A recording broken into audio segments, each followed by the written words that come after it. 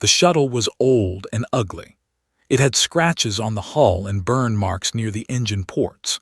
When it landed on the polished crystal platform of the Veilthuri capital world, every noble in the welcoming party stared at it like it was garbage someone had dropped on their dinner table. The ramp lowered with a grinding noise that made the guards wince. Smoke leaked from somewhere inside, and then the human walked out. Kale Morrow was not what they expected. He was short by Veilthuri standards, barely reaching the chest of the smallest guard. He had no visible muscle, no scars, no war paint or bioluminescent markings that the Veilthuri used to display their battle history. He wore a simple gray uniform with a small blue patch on his shoulder that none of them recognized. His hair was messy. His boots were scuffed. He carried a bag over one shoulder like a student arriving late to class. Princess Sithara Val Dominus stood at the front of the welcoming party and felt her jaw tighten. She was the eldest daughter of Emperor Thal Val Dominus, heir to the greatest warrior empire in the known galaxy. She stood nearly 8 feet tall, her scaled skin glowing faintly with the golden bioluminescence of the royal bloodline. 4 powerful arms rested at her sides, each one capable of tearing steel. She had killed her first enemy in combat at the age of 12. She had led armies before she turned 20, and now her father had asked her to evaluate this creature. Kale reached the bottom of the ramp, looked up at the towering Veilthuri nobles, and smiled. It was a small, nervous smile. He adjusted his bag on his shoulder, tripped slightly on the edge of the ramp, and caught himself awkwardly. Laughter rippled through the welcoming party. Not loud. The Veilthuri were too proud for that. But the hissing sound of air through their teeth was their version of mockery, and Kale would have had to be deaf to miss it. "Welcome to Veilthur," Sithara said, her voice cold and formal. "I am Princess Sithara. I will serve as your liaison during your stay." "Thank you, Your Highness," Kale said. His voice was soft, almost too soft. "It is an honor to be here. Earth sends its warmest greetings to the Veilthuri Dominion." Sithara said nothing. She turned and began walking toward the palace. Kale had to jog to keep up with her long strides. She did not slow down. The Palace of Veilthur was designed to make visitors feel small. The ceilings rose hundreds of feet into the air, covered with carvings of ancient battles. The pillars were made from the bones of massive creatures the Veilthuri had hunted to extinction as a show of dominance. Every surface gleamed with precious metals and stones. The air itself hummed with power from the energy generators buried deep beneath the structure. Kale looked around with wide eyes, like a child visiting a museum for the first time. He stopped to stare at a mural depicting the Veilthuri conquest of the Drellian system. His mouth hung open slightly. Sithara watched him and felt disgust settle in her stomach. This was what humanity had sent. This was their representative. They reached the throne room where Emperor Thal sat on a massive chair carved from a single black crystal. He was enormous, even by Veilthuri standards. His 4 arms were thick with muscle and covered in glowing scars from 100 battles. His eyes burned like molten gold. Around him stood the War Council, 12 of the most powerful warlords in the Dominion. Each one was a living weapon. Each one looked at Kale the way a predator looks at something too small to bother eating. "So this is the human," the Emperor said. His voice shook the floor. "Yes, Your Majesty," Kale said, bowing low. "Kale Morrow, diplomatic envoy from the United Earth Council. Thank you for receiving me." Warlord Drekthar, the largest of the council members, stepped forward. He towered over Kale like a mountain over a pebble. His 4 arms were crossed, and each fist was the size of Kale's head. "I call for a right of measure," Drekthar growled. A murmur of approval went through the council. The right of measure was a ceremonial display of raw physical power. Every visiting diplomat was expected to participate. It was not optional. It was tradition. Kale looked up at Drekthar and swallowed visibly. "I appreciate the honor," he said, "but I must be honest. Humans are a very fragile species. I am not a warrior. I am a scholar.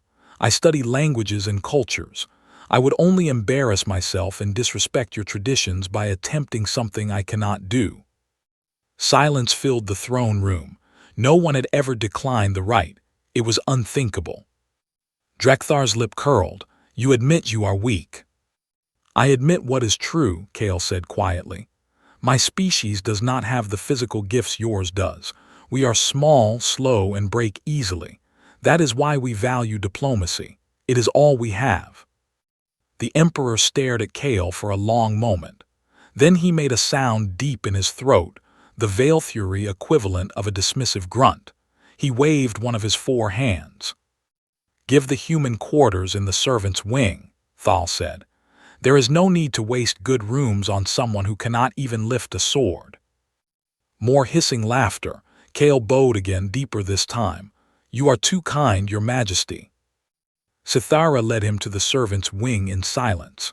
The rooms there were small, plain, and cold, designed for the lowest members of the palace household. It was an insult so obvious that even a child would have understood it.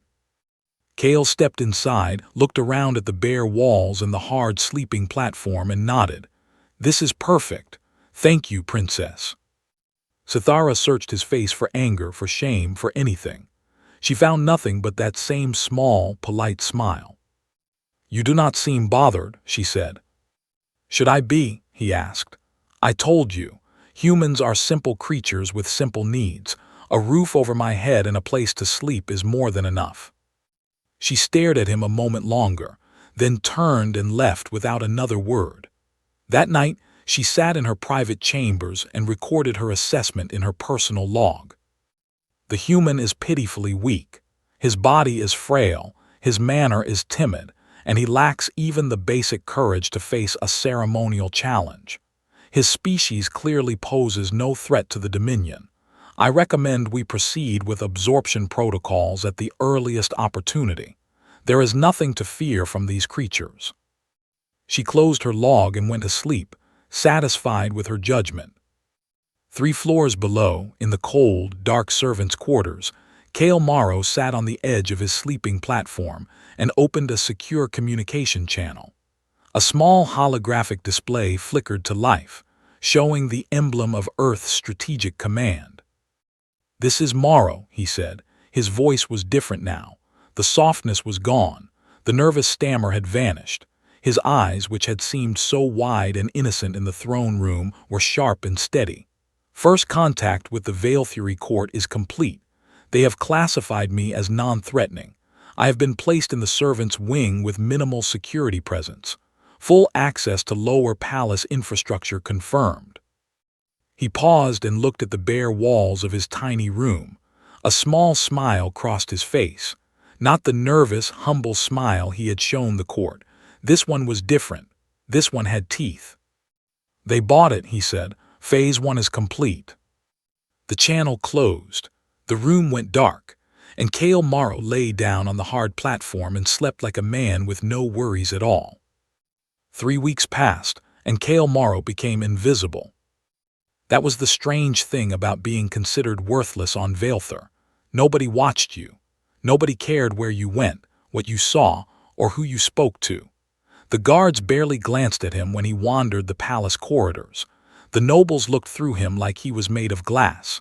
Servants treated him as one of their own, which meant they spoke freely around him about things they would never say in front of anyone important.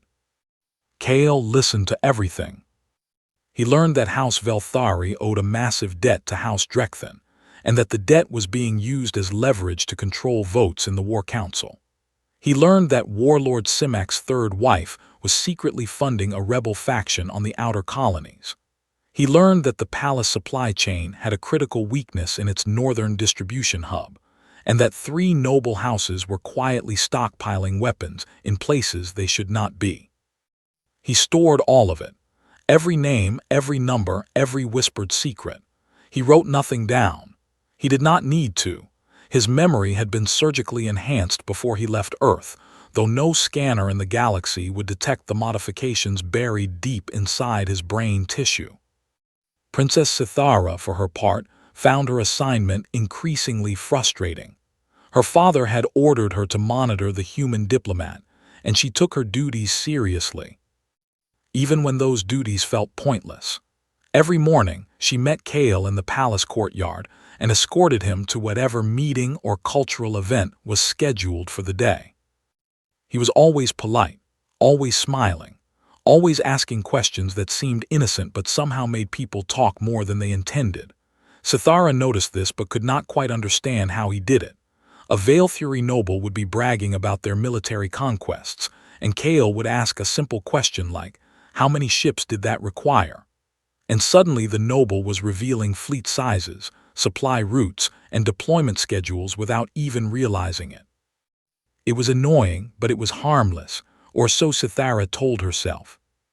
One evening she decided to test him. She took him to the combat pits beneath the palace where Veilthuri warriors fought in brutal gladiatorial matches. The fights were bloody and savage. Bones broke. Blood sprayed across the sand.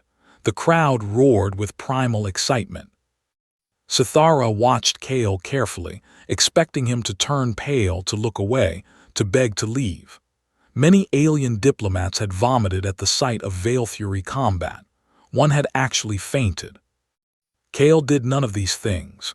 He sat in his seat with his hands folded in his lap and watched every fight from beginning to end. His expression was calm, almost blank, like a man reading a moderately interesting book. When the final match ended, a brutal takedown that left the loser unconscious with 2 broken arms, Sithara turned to him with a sharp smile. "What did you think?" she asked. "Impressive," Kale said mildly. "Your warriors are incredibly strong, though I noticed the loser kept dropping his left guard after his second combination. If he had adjusted his stance about 15 degrees and protected that side, the fight would have lasted much longer." Sithara blinked. The observation was correct. She had seen it herself, and she had been training in combat since childhood. How had a scholar who claimed to know nothing about fighting noticed the same thing? "Lucky observation," she said. "Probably," Kale agreed with that infuriating smile. 2 days later, the border conflict happened. A fleet of Kreth raiders, a violent, nomadic species that survived by attacking weaker targets, struck a Veilthuri colony on the edge of Dominion space. The attack was sudden and well-coordinated. The colony's defense forces were overwhelmed within hours. The War Council gathered in the Emperor's strategic chamber, a vast room filled with holographic star maps and fleet positions. Sithara brought Kale, partly because protocol required it, and partly because she wanted to see how the fragile human handled a real crisis. The council argued loudly. Admiral Verk wanted a direct assault on the Kreth fleet. Warlord Drekthar demanded they send the full armada to crush the raiders as a show of force. Others wanted to wait and gather intelligence first. Kale stood quietly at the back of the room, watching the holographic display. After 20 minutes of arguing, he raised his hand slightly. Everyone ignored him. He cleared his throat softly. "If I may offer a thought." Admiral Verk glanced at him with obvious irritation. "This is a military matter, human, beyond your understanding." "Of course," Kale said. "I was just curious about the Thessan Nebula." He pointed to a cloudy region on the star map, located between the current Veilthuri fleet position and the Kreth raiders. "If you routed your strike force through there, the nebula's electromagnetic interference would hide your fleet's energy signatures until you were practically on top of the Kreth formation. You could emerge on their flank instead of approaching head-on. They would have no time to reposition." Silence. Admiral Verk narrowed his eyes. "The nebula would disrupt our own communications." "For about 40 minutes, Kale said. "But your ships would only need to maintain formation for that long. After you emerge, communications restore naturally, and the Kreth would be facing a full broadside attack from an angle they did not prepare for." The Admiral snorted. "We do not take tactical advice from species that cannot lift a sword." He turned back to the council and ordered a direct frontal assault. The battle lasted 6 hours.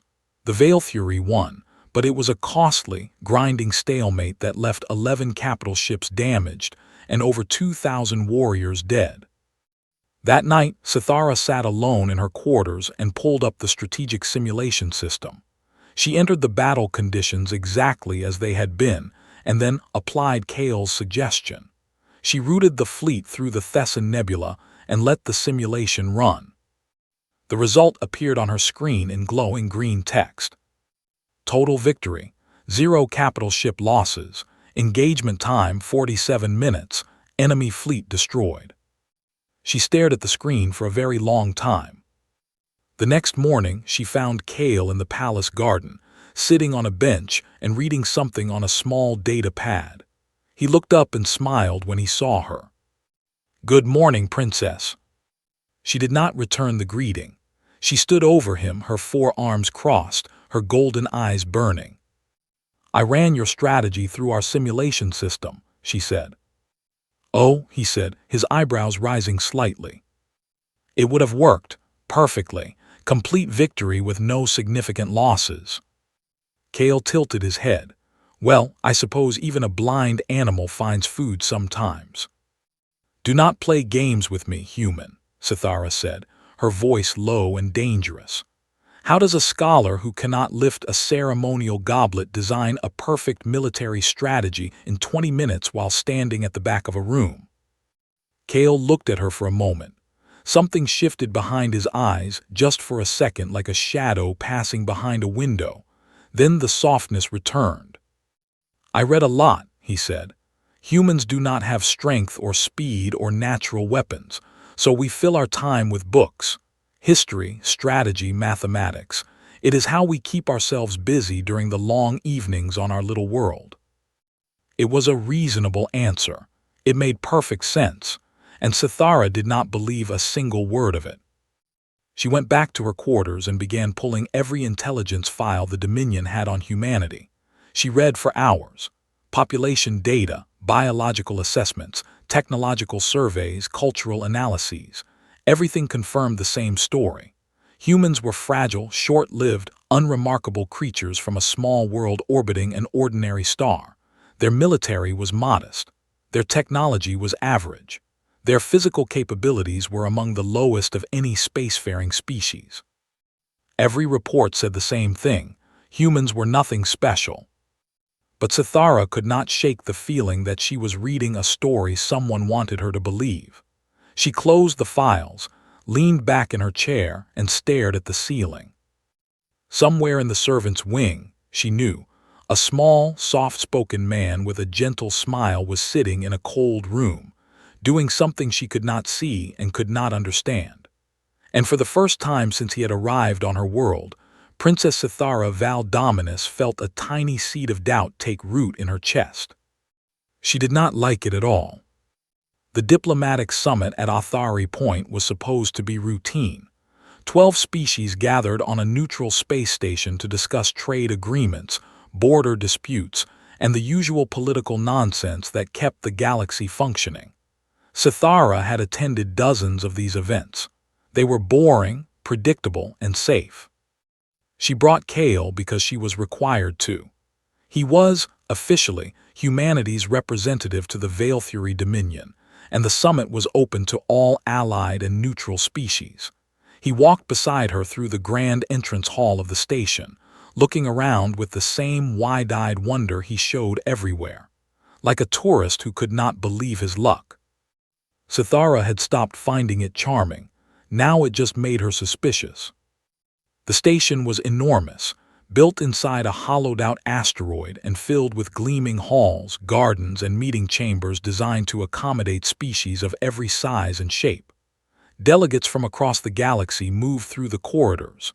The tall, insect-like Kreth, the floating gas beings of the Emhalari Collective, the stone-skinned Durathi, and dozens of others.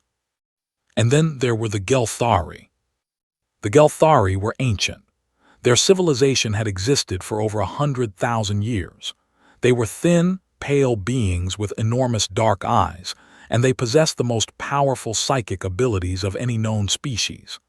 They could read emotions, sense intentions, and perceive things about other beings that no physical scan could detect. When Kale entered the main reception hall, two Gelthari elders standing near the far wall went completely still. Sithara noticed because Gelthari never reacted to anything. They were famous for their emotional control. But these two were staring at Kale with an expression that looked very much like alarm. She moved closer, using her height to listen over the crowd. One elder leaned toward the other and whispered something in their own language. Sithara's translation implant caught most of it. Why would they send a Reaper to a peace talk? The word did not translate cleanly.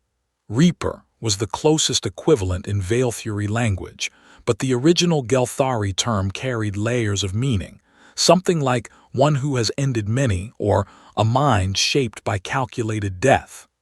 Sithara filed the information away and said nothing to Kale. The summit proceeded normally for 2 days. Trade agreements were debated. Border lines were redrawn on holographic maps. Speeches were made. Kale attended every session, sitting quietly in the back, taking notes on his data pad and occasionally asking a harmless question that somehow made the speaker reveal more than they intended.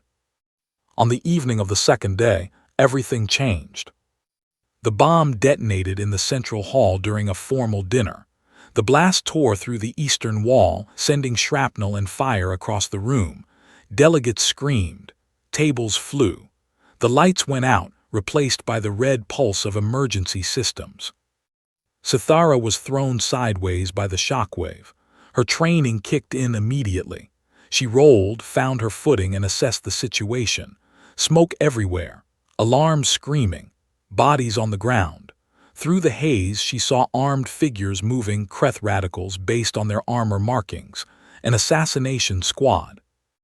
A structural beam above her groaned, cracked, and began to fall. It was massive, several tons of reinforced metal dropping directly toward her. She calculated the trajectory in the fraction of a second that warriors are trained to use. She could not dodge in time. There was no room, no angle, no escape. Then Kale was there. He came from somewhere to her left, moving with a speed that her eyes could barely follow. His hand closed around her upper arm, her armored upper arm, and he pulled her sideways with a force that should have been impossible for his size. The beam crashed into the floor where she had been standing, close enough that she felt the wind of it on her face. But he was not done. A Kreth assassin lunged from the smoke, blade raised for a killing strike aimed at Sithara's exposed back. Kale stepped between them. What happened next took less than 2 seconds. He caught the Kreth's weapon arm with one hand, twisted. The Kreth's wrist snapped with a sound like breaking wood. Kale's other hand shot forward and struck the assassin in the center of the chest with an open palm. The Kreth flew backward 5 feet and hit a support column hard enough to crack the stone. It did not get up. Then Kale grabbed Sithara's arm again and pulled her behind a fallen table. "Stay down," he said. His voice was sharp and commanding. There was no stammer, no hesitation, no softness at all. More assassins moved through the smoke. Kale crouched beside her, his eyes scanning the room with a cold, mechanical precision. He was tracking every moving figure, calculating distances and angles. Sithara could see it happening behind his eyes like gears turning in a machine. Station security arrived within minutes. The Kreth radicals were killed or captured, the smoke cleared, the wounded were treated, order was restored. And Kale Morrow was sitting on a piece of debris, holding his side, wincing dramatically. "I think I pulled something," he said when Sithara approached him. "Maybe a muscle or a rib. Humans are so fragile. A strong breeze could probably finish me off right now." He laughed weakly. Sithara stood over him and said nothing. She had seen his eyes during the attack. She had watched him move. She had heard the sound of the Kreth's wrist breaking in his grip. That night in her private quarters on the station, she accessed the security footage. She slowed it down frame by frame and watched Kale's movements during the attack. His reaction time, The gap between the beam falling and his body moving was less than a tenth of a second. The documented average for human reflexes was nearly 4 times slower than that. He had pulled her sideways with enough force to move her armored body, which weighed over 300 pounds, as easily as someone lifting a child. His strike against the Kreth assassin had been delivered with a precision that matched the most elite Veil Fury combat forms, but the technique was different.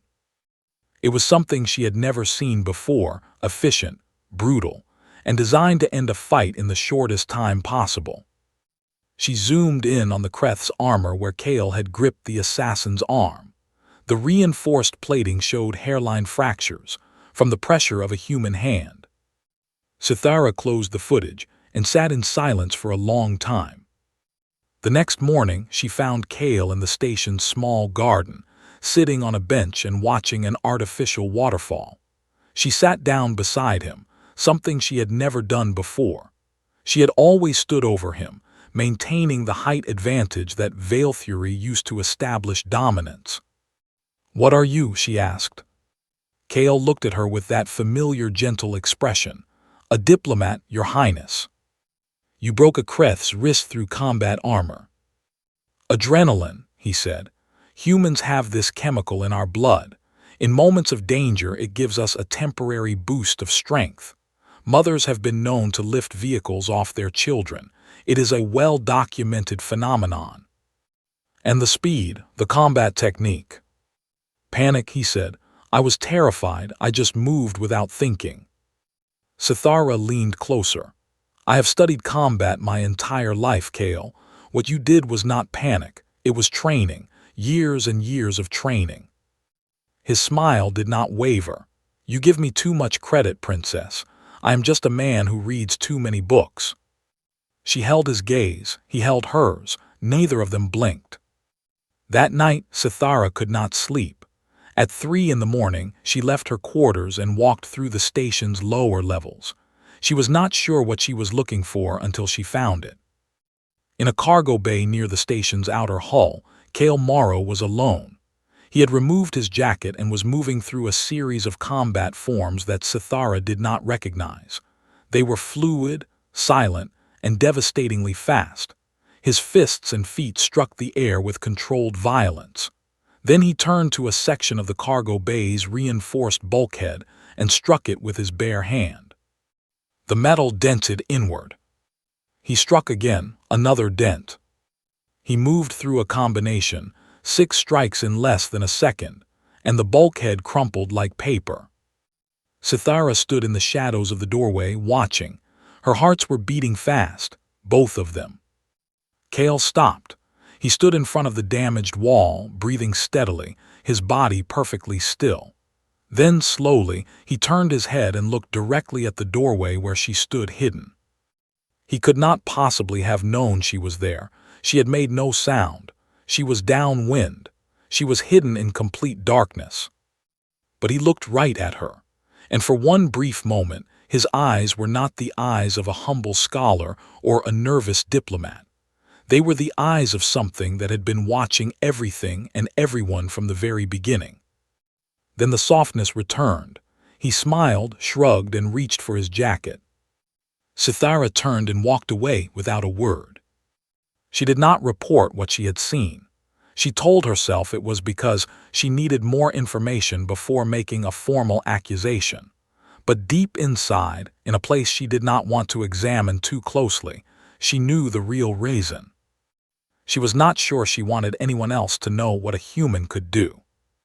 The Sirkin declared war on a Tuesday. There was no warning, no diplomatic breakdown, no escalating tensions that the intelligence services could have tracked. One moment the Sirkin hegemony was a distant, silent empire on the other side of the galactic arm. The next moment, a fleet of 9,000 warships was moving toward Veil Fury space in a formation so vast it blotted out the stars. The Sirkin were insected beings that shared a hive mind. Each individual was connected to a central intelligence through biological nodes that transmitted thoughts, orders, and coordination across light years. They did not argue. They did not debate. They did not have politics or factions or disagreements. When the hive decided to act, every single Sirkin in existence moved as one. This made them terrifying. Emperor Thal called an emergency session of the War Council. The strategic chamber was filled with tension thick enough to choke on. Holographic displays showed the incoming Sirkin fleet, a wall of red dots advancing steadily toward the Veilthuri border. The numbers were devastating. The Sirkin outnumbered the Veilthuri fleet 3-1. Their ships were smaller individually, but they fought with perfect coordination, like the cells of a single organism. Every simulation the Veilthuri ran ended the same way: defeat in 4 months, total conquest in 6. "We will fight," Emperor Thal said, because that was what Veilthuri emperors said. But even his voice lacked its usual thunder. The generals around the table exchanged glances that no one wanted to acknowledge. Fear. Real fear, perhaps for the first time in generations. Sithara stood near the edge of the room, watching her father's face. She saw what others could not or would not see. The Emperor was afraid, not of death. Veilthuri did not fear death. He was afraid of extinction. The Sirkin did not conquer and rule. They consumed. Every species they had ever defeated was gone, absorbed, erased. It was in this atmosphere of dread that Kale Morrow requested a private audience with the Emperor and the Princess. The request was so unusual that the Emperor's guards almost rejected it. A human servant, because that was how they still thought of him, asking to meet privately with the ruler of the Dominion during the greatest crisis in Veilthuri history. It was absurd. But Sithara told her father to accept. She did not explain why. Something in her voice made the Emperor listen. They met in a small chamber off the main strategic room, just 3 of them. The Emperor sat in a chair that creaked under his weight. Sithara stood by the door, and Kale walked in, closed the door behind him, and did something neither of them expected. He stood up straight. It was such a small change, but it transformed him completely. His shoulders squared, his chin lifted. His posture shifted from the slouching, nervous hunch they had seen for weeks into something solid and controlled. He seemed to grow several inches without actually changing height. The softness left his face like a mask being removed, and underneath was something hard and still and very, very alert. "Your Majesty," he said. His voice was different too, calm, clear, and carrying an authority that had nothing to do with volume. "I need to tell you several things, and I need you to listen to all of them before you react." The Emperor's eyes narrowed. "You dare speak to me with commands, human?" "With respect, Your Majesty, you are facing the extinction of your species. I am the only person in this room who can prevent that. So yes, I dare." The silence that followed was absolute. Sithara watched Kale's face. This was what she had been waiting for. This was the man behind the mask. She felt her pulse quicken, but she said nothing. Kale activated a small holographic projector from his belt. A detailed map of Sirkin space appeared in the air, far more detailed than anything the Veilthuri intelligence services possessed. It showed fleet positions, supply routes, communication networks, and the locations of all 12 biological hive nodes that connected the Sirkin collective mind. "Where did you get this?" the Emperor whispered. "From human operatives who have been living in Sirkin space for the past 11 years, Kale said. The Emperor stared at him. "That is impossible. The Sirkin do not allow outsiders in their territory. Their border patrols destroy any unauthorized vessel." "They destroy any vessel they notice," Kale corrected. "Human traders have been crossing the Sirkin border for over a decade. Small ships, minimal signatures carrying goods the Sirkin need but cannot produce themselves. Rare metals, biological compounds, communication components. We made ourselves useful. We made ourselves invisible. And while we traded, we mapped everything." Kale let this information settle before he continued. "This is not unique to the Sirkin. Humanity has been placing operatives across the galaxy for over 40 years. Traders, scholars, diplomats, aid workers. Every species we have made contact with has human civilians living in their space, working ordinary jobs, drawing no attention. On your own world, there are 17 human traders operating in your outer colonies. You did not notice them because they are small, quiet, and appear to be completely harmless. The Emperor rose from his chair. All four of his fists were clenched. You have been spying on us. We have been surviving, Kale said without flinching. Humanity is young and physically weak compared to most species in the galaxy. We have no natural weapons, no armor, no psychic abilities, no hive coordination. We cannot win wars through direct force, so we learn to win them before they start. He looked directly at the Emperor.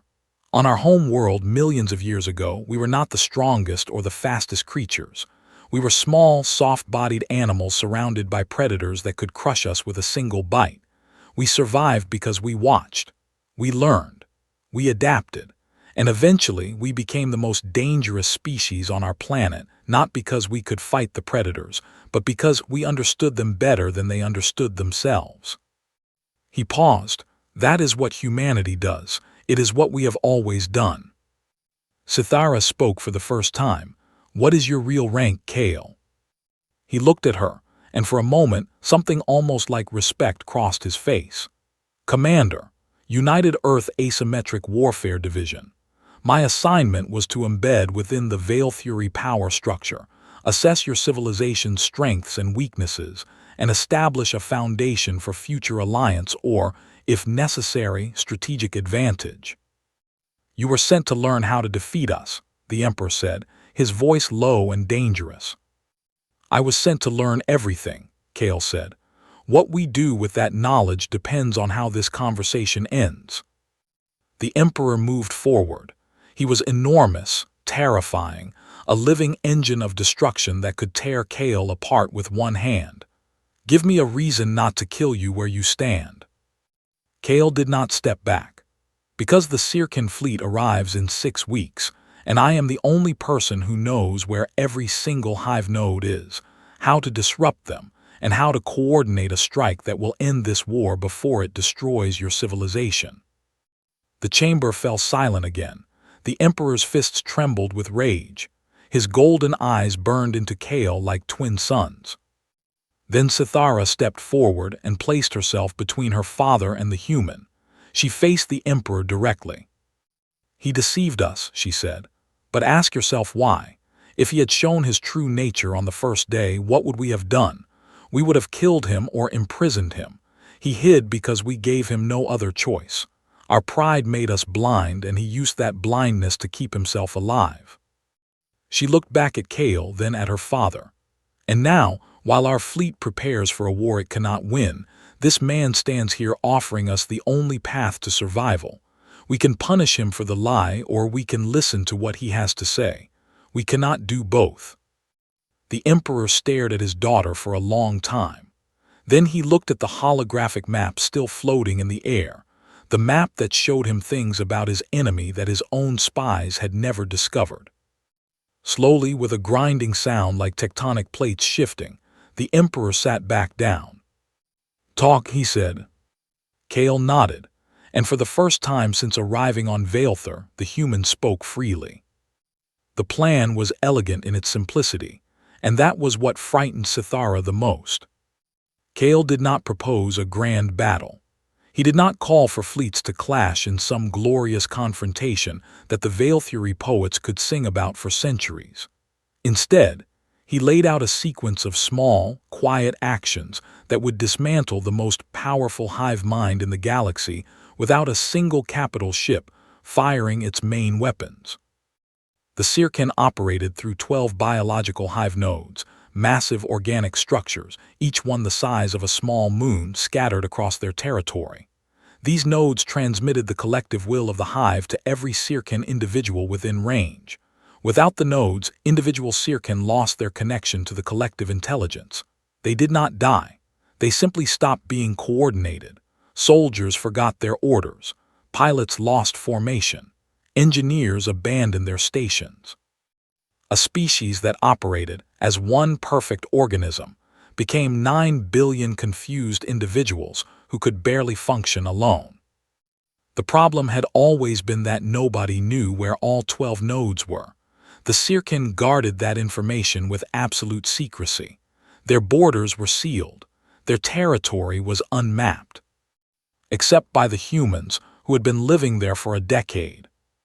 "We identified all 12 nodes within the first 3 years," Kale explained to the War Council, which now included him at the Emperor's reluctant command. "For the past 8 years, our operatives have been positioning assets near each node. Nothing obvious, nothing military, small trade outposts, repair stations, medical facilities. The kind of structures that exist everywhere and draw no attention." "Assets," Admiral Verk repeated, suspicion heavy in his voice. "What kind of assets?" "Biofrequency disruptors," Kale said, "each one disguised as standard communication equipment. They emit a targeted signal that interferes with the organic transmission frequency the hive nodes use. Think of it as static on a radio channel. When activated, the node cannot send or receive the hive mind signal. The connection breaks." "And you have these devices near all 12 nodes?" Sithara asked. "Near 7 of them. The remaining 5 are deeper in Sirkin core territory. Our operatives were unable to establish permanent outposts close enough. For those, we will need your fleet." The plan came together over the next 4 weeks. The Veilthuri, for all their pride, were not stupid. They recognized the difference between winning and dying, and they chose winning. Kale worked around the clock. He coordinated with human operatives embedded across Sirkin space through encrypted channels that used communication methods so primitive, light-based signals bounced off asteroid surfaces, that no advanced scanning technology thought to look for them. This, Sithara learned, was another human trick. While every other species built increasingly complex technology, humans kept old methods alive specifically because their simplicity made them invisible. The Veilthuri fleet reorganized under Kale's guidance. He did not command. He was careful about that. Every order came from Admiral Verk or Emperor Thal. Kale simply provided information, suggested approaches, and let the Veilthuri believe they were making the decisions. Sithara watched him do this and realized she was seeing the technique he had used on every noble he had spoken to since arriving. He never told anyone what to do. He simply made sure they arrived at the conclusion he wanted on their own. It was, she admitted to herself, brilliant and deeply unsettling. The Sirkin fleet crossed into Veilthuri space on the projected date. 9,000 ships, moving in perfect formation, guided by a single collective will. They expected resistance. They expected the Veilthuri to meet them at the border with their full force for a desperate, doomed battle. Instead, they found a small defense fleet holding a single chokepoint. The Veilthuri ships fought hard but retreated slowly, drawing the Sirkin deeper into Veilthuri territory. The hive mind interpreted this as weakness. The enemy was running. Victory was certain. On the 37th hour of the invasion, at a time calculated down to the second, Kale sent a single coded message across 7 different communication channels. One word now. Across Sirkin space, in 7 different star systems, human operatives activated the biofrequency disruptors simultaneously. 7 of 12 hive nodes went silent in the span of 4 seconds. The effect was immediate and catastrophic. Nearly 60% of the Sirkin invasion fleet lost connection to the collective mind. Ships that had been flying in perfect formation began to drift. Weapons that had been targeting with machine precision went silent. Thousands of Sirkin warriors, linked moments before to a vast intelligence that guided their every action, suddenly found themselves alone inside their own heads for the first time in their lives. They did not know what to do. Many simply stopped moving. Others panicked, firing at anything nearby, including their own ships. Communication channels erupted in confused signals, individual Sirkin minds screaming into a void where the hive's voice had always been. The Veilthuri fleet, positioned exactly where Kale had suggested, struck the 5 remaining active nodes from multiple angles. These were the nodes deeper in Sirkin territory that human operatives could not reach. But they did not need to. With 7 nodes already down and the fleet in chaos, the Veilfury warships cut through the weakened defenses like blades through smoke. Node 8 fell within 2 hours. Node 9 and 10 followed before dawn. By the end of the first day, only 2 nodes remained active, and the Sirkin fleet had lost all meaningful coordination. Ships fled in random directions. Some surrendered. Some crashed into each other. Some simply powered down and drifted, their crews sitting motionless in the darkness, waiting for a guiding voice that would never return. The last 2 nodes were destroyed on the 3rd day. 72 hours. That was all it took. A war that the Veilfury had projected would last decades and cost billions of lives ended in 3 days, not with a glorious battle but with a whisper, a signal, a quiet word spoken by a man who was supposed to be too weak to matter. The galaxy watched, and the galaxy went very, very quiet. Within hours of the Sirkin collapse, intelligence agencies from every major species began pulling records on human activity within their borders. The Dorathi found 43 human traders operating in their mining colonies. The Mhalari discovered human engineers maintaining communication relays in their deep space network. The Kreth found human merchants in 17 of their largest settlement stations. Even the ancient Gelthari, who prided themselves on knowing everything, identified human scholars who had been studying in their great libraries for over 15 years. None of these humans had done anything wrong. None had broken any law or violated any agreement. They were traders, scholars, engineers, doctors, ordinary people doing ordinary work. But every species now looked at those ordinary people and asked the same question. What else are they carrying? What else are they watching? What else do they know? There was no answer, and that was the most frightening part. The victory celebration on Veilthur lasted 7 days. Warriors drank and fought and sang songs about the great triumph. The Emperor declared a new holiday. Statues were commissioned. The War Council congratulated themselves on their brilliant strategy. Kale attended none of the celebrations. He spent the week in his quarters, still the servant's wing, because he had declined the Emperor's offer of better rooms, writing reports and closing communication channels. On the final night, Sithara found him on a balcony overlooking the capital city. The sky was filled with fireworks and the roar of a civilization that believed it had saved itself. Kale stood with his hands resting on the stone railing, watching the lights in silence. She stood beside him. For a long time, neither of them spoke. "How long has humanity been doing this?" she finally asked. "Placing operatives, mapping civilizations, preparing." "Since we first made contact with the galaxy," Kale said. "How many species have human operatives within their borders?" "All of them." The word hung in the air between them like a held breath. Sithara turned to look at him. "Every single one." "Every single one." He met her eyes. "Humanity is small, Sithara. We are young, we are few, and we are surrounded by civilizations that could destroy us without effort. We cannot afford to be surprised. We cannot afford to not understand.